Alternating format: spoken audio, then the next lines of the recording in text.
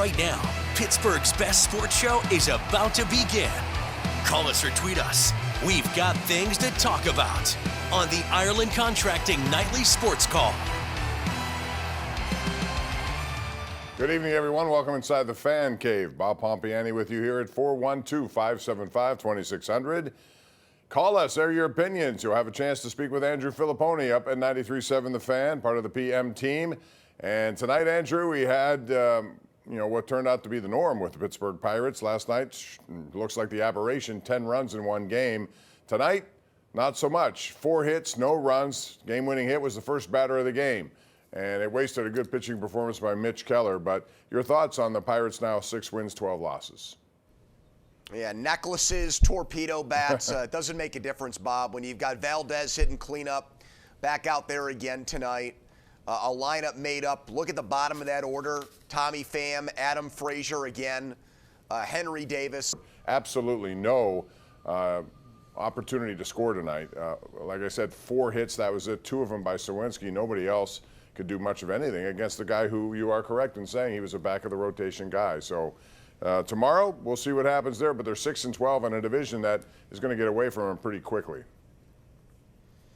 Which really it shouldn't, because the NL Central does not have a Los Angeles Dodgers in it. Or San Diego Padres. It does not have Padres. a New York Yankees or San Diego Padres or New York Mets, Philadelphia Phillies, any of the real contenders. It's a division that really is one team that went out and made major moves, and that's the Cubs with Kyle Tucker from Houston, Ryan Presley in their bullpen from Houston. They made some moves, and they're going to give Tucker a big extension, it looks like. Everybody else is basically, or should have been in the same boat as the Pirates. A team that is either rebuilding and trying to win, or a team like Milwaukee trying to hold on to enough players to continue to win. And as Jeff Passan said today on the Chris Rose podcast, was ripping the Pirates to shreds again for not taking advantage of Paul Skeens. And every time I hear someone nationally say that, on one hand I say, thank you for drawing a light on the situation here, but I also get bothered, Bob, that he doesn't say things like, and that's why baseball needs a salary cap, so we don't have an issue like this where we talk about the Pirates as if they're some kind of poverty franchise or cellar-dweller team that doesn't want to win. A cap would change that, or at least improve that. Yeah, it would force you to spend money. They'd have to spend to a certain level and force an ownership to do it, which right now they're not inclined to do. And, they announced 8,000. I was over there tonight. I counted on one hand. We got up to like 1,000 people. I couldn't see many more, so that may have been paid attendance, but a lot of people. And Bob, here's what that means. It was a terrible night, I get that, but still. And let's get into what that means, because it's actually a critical point. So they did not have attendance figures last year that were this low. So what that means is that their season ticket base shrunk from last year. So think about that. People knew that this was going to be a full year of Paul Skeens, and the amount of people that signed up for season ticket packages went down with the Pirates. That goes to show you the amount of disdain and disappointment and frustration and anger in the way they went about things this offseason. Because if they had made moves, I can promise you this, there might not have been a lot of people there, but they would have announced a higher number because people would have bought season tickets for this team this year. And they chose not to because of the lack of activity by this team in the winter. And that's what Jeff Passan was talking about, but it's something we've been saying here and on your show for a lot of weeks now, that you had somebody who wanted essentially a rookie contract like a quarterback, and you had chances to go out and spend money while he's only making less than $1 million, and they have not done that. We're going to take a break here, Andrew. When we come back, we'll also talk about the Steelers. They had some visitors today, and they have now completed 30 pre-draft interviews with players. What do we make of that? And more coming up. Call us at 412-575-2600. It's the Ireland Contracting Nightly Sports Call. All right, our GMC Sierra, make that our Xfinity mobile tweet of the night. Some habits are hard to break. Goes to the Pittsburgh Riverhounds because they won tonight in their first opportunity in the U.S. Open Cup. They go into Columbus and beat the Crew 1-0 in that game, and so now they'll move on to the round of 32, and that'll be played early May. They will announce pairings coming up later on next week. Wait a minute. They beat like the legit Columbus Crew tonight, as in the MLS team? It wasn't the real. It was part of their team, but not all of their team. So it's sort of like the B squad, but so what? That's still, I don't know if you remember last year, they were one win away from meeting Messi. Messi would have come to Pittsburgh and played at Highmark Stadium last year. It almost happened. So, you never know what you're going to get in these things. That would have been fun, huh? How many people would they have? I thought you were going to have a tweet on the Play-In Tournament Cup. I know you're big on that, Bob. And what a performance from Cole Anthony tonight. How about that? Who came off the bench for Orlando and had 26 points in 20 minutes. That's not easy to do. And Banchero and Wagner couldn't make a shot, and they still won the game by about 30. Yeah, they got a couple of Duke guys on that team who are playing very well. Wendell Carter had a big game. Wendell Carter was great, but Banchero, I don't know about you, but I didn't think he'd be as good as he's been as an NBA player. And right now, Golden State's playing Memphis, and who's a nice player for Golden State, Bob, is that Quentin Post, who comes off the bench. He got picked in the draft right around Bronny. Now, there's a legitimate player, not Bronny, who's in the NBA because of his dad, but Post, who played at BC. He gives Golden State's good minutes. And that's a big game tonight against Memphis, and I think the Warriors will win that game. And Steph Curry had 52 points the last time he played Memphis, Bob, so he's going to go off in this game tonight. Who else is capable of going off is Ja Morant. If he does what he's capable of doing, of course, Jimmy Butler gives him a whole different dimension. But I didn't expect Golden State would end up being in a play-in game. It's one and done, and if you win, you move on. If not, then you're done. Well, not one and done for them. Not one and done. If you lose, you got to go into the next play-in. Consolation, whatever you want to call it, the next round. Right. Okay. But the bottom line is they have to earn their way into a series, so that's the problem here. And I don't know about you, but I still like Oklahoma City. I think they're going to emerge from the West. And now, I have my doubts a little bit about Cleveland Cavaliers. I'm starting to go near Boston. But you have any surprise teams in the East that you like? Well, the Knicks have not had a great regular season. They won 50 games, but they lost to all the great teams. But I wonder if they got another level to their game here with Bridges and Karl Anthony Towns and Jalen Brunson. And I want to see what they can do in the playoffs here. Porzingis has been excellent for Boston. When he plays, he's a difference maker. And Cleveland had an amazing regular season, but we got to see that group put it together in the playoffs. So I guess that's my way of saying I agree with you overall. I think OKC will win the championship.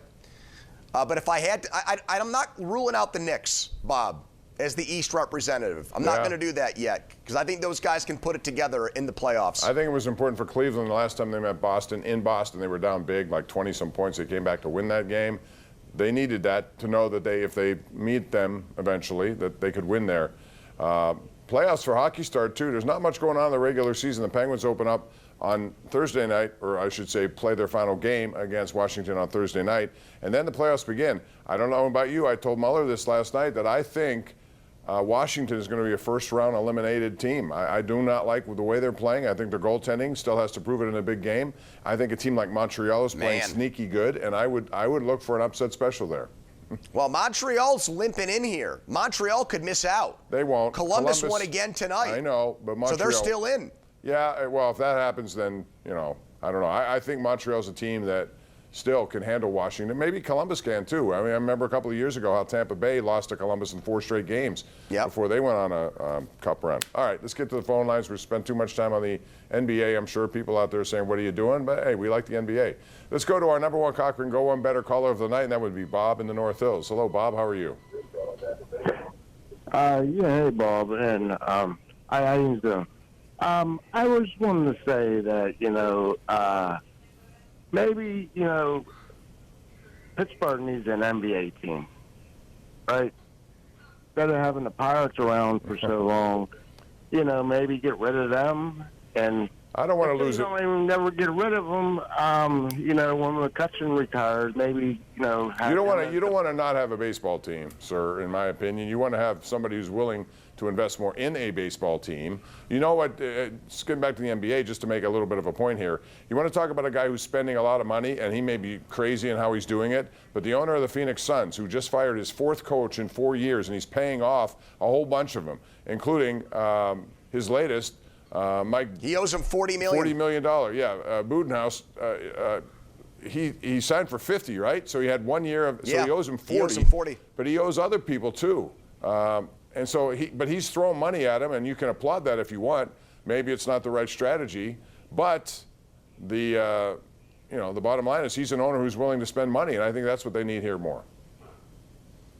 Well, not only that, but I think they need better people in their baseball staff. not just on the field. I think Ben Cherington, Derek Shelton, the entire front office, I think there needs to be major changes that get made because we're seeing bad fundamentals, errors get made every night. To me, they're not a well-coached, well-managed team either. And so when you have talent issues, it makes it bad. When you have guys that are maybe put in positions to not succeed, it makes it even worse. Yeah. Well, and that's how I think you get the team that the Pirates are right now. But again, yeah, you're right. When you have a bunch of platoon players playing different positions, for example, Valdez last night, uncomfortable at first base. Today there was a bunt. Mitch Keller fielded it. He should have known not to come in for it. So Frazier did not have time to get over to second or to first base. And so what you have is he misread the situation. It didn't lead to anything as it turned out, but still, those are plays that should be routinely made, and they're not because they have guys playing, in platoon positions. Let's go to Jim in Peters Township, who joins us right now. Hello, Jim. How are you?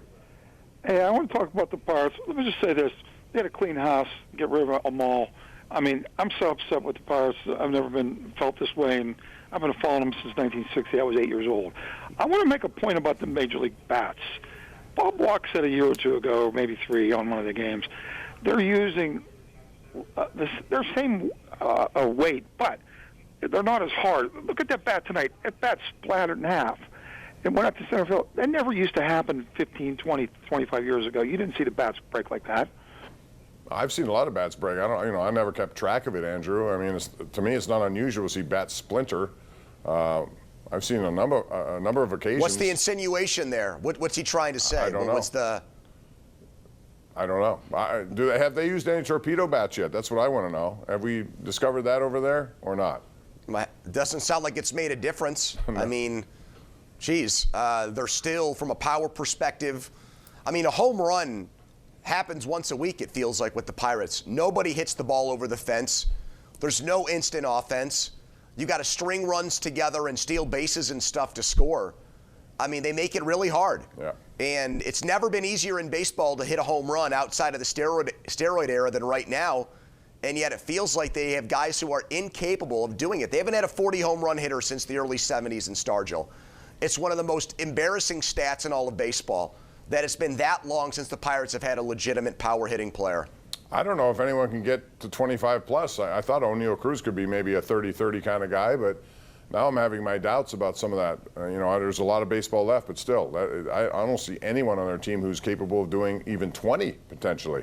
Let's go out to Brad in Brookline joining us right now. Hello, Brad. Hey, what's going on, guys? Just a few points, if I may, about the Pirates. After 6 years of a rebuild, with the farm system being in the middle of the pack, which is ridiculous. You got a guy like Valdez batting fourth. You got a guy like Sawicki, Pham, and Frazier in the lineup. How does Ben Cherington have a job? Well, again, you can make the case that last year Bob Nutting could have made the choice of just started over on both occasions with the manager and the general manager. He chose not to do that. And there were other candidates out there. Terry Francona was one of them. I don't know if he would have come here or not. Maybe he would have. It's certainly his hometown. But at the same time, knowing that some of the handcuffs that would be placed on him as a manager because of the lack of spending may have turned him away. My personal theory on it is they looked at 2023 as a good year when they won 76 games the first time. And I think the end of last year creeped up on them, or they didn't see it coming. They were good for 4 months, or decent for 4 months, and then horrible the last 2 months. And I think they weren't ready to pull the plug on everybody because of the way that of last season ended. The problem is, Bob, last season is carried over to this year. And we're not in year 2 or year 3 anymore. We're in year 6. So things got to get changed. The issue is, when you change it, what happens? Do you start over? Does that mean we have to begin a whole new rebuilding cycle where the new regime comes in and they want their own guys and they clean house and they make trades and they strip it down to the studs again? Nobody wants to go through that. But on the other hand, if you're going to try to build it, you want to build it the correct way. You know what I mean? And so that's the issue right now for them. Yeah, but then you have to make sure you have the right people in charge of all of this too. And if you don't, you can spend another 5 years doing the same thing and find yourself in the same predicament.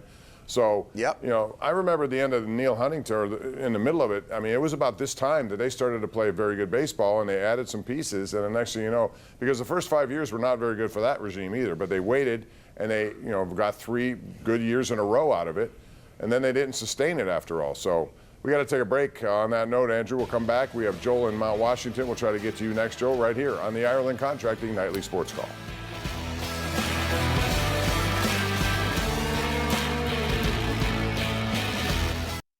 Ken Rice is standing by, getting set for KDKA News at 11. Ken, what do you got? Bob, tonight cleanup begins at the governor's mansion 2 days after someone set it on fire. Plus, a local mayor threatening to sue over a borough council vote.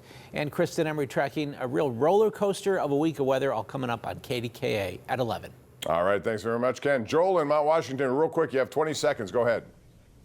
Just a quick thought. What happens if Skeens is the face of the franchise? What happens if he would ever go into Nutting and just say, listen, you better start spending money and getting some players, or I'm going to ask to be traded? I mean, he can do that if he wants, you know, and at some point he will be traded, Andrew. It's just a matter of when at this point, so I don't know. Yeah, not his way right now. Military background, he's used to respecting authorities and stuff, but he also, I could see, getting very frustrated with the lack of winning, and maybe worse yet, Bob, the lack of trying to win. Yeah, I mean, that could certainly play through, but he is a respectful guy, and I don't see him doing that. But at the same time, the frustration will probably start to show. We are out of time. Pony, thanks as always. Appreciate it. We'll see you again Bob. later in the week. All right, that's Andrew Fillipponi from 93.7 The Fan. Bob Pompeani here. Join us at 11 o'clock on KDKA. Thanks for joining us here tonight. Good night.